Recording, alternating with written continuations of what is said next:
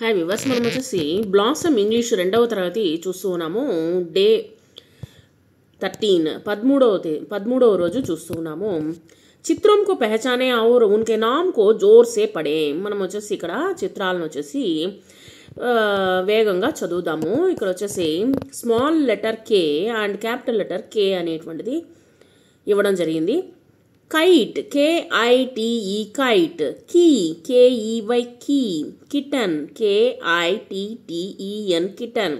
Letter K కు trace కరే. ఇక్కడ వచ్చేసి లెటర్ కేను వచ్చేసి ట్రేస్ చేసి రాయండి. తర్వాత चित्र में दिए गए एनिमल्स के इंग्लिश में नाम उनके नीचे लिखे. ఇక్కడ ఇచ్చినటువంటి వాటికి వచ్చేసి ఇంగ్లీష్లో మీరు వచ్చేసి వాటి యొక్క పేర్లను రాయండి. ర్యాబిట్, తర్వాత వచ్చే ప్యారెట్, డాగ్, క్యాట్, గోట్. వీటిని వచ్చేసి మనము చూద్దాము. సో ఇక్కడ రాసినటువంటిది 13వ రోజు. చిత్రం కే పహచానో और उनके नाम को जोर से पढ़े. ఈ విధంగా వచ్చేసి మనము రాసుకుందాము. K capital letter and small letter K. Kite KITE kite, key KEY key, kitten KITTEN kitten.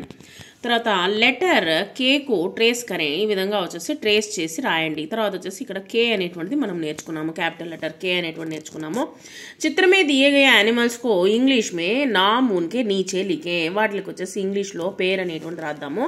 మొట్టమొదటిది ఏం చూసాము? Rabbit, RABBIT rabbit.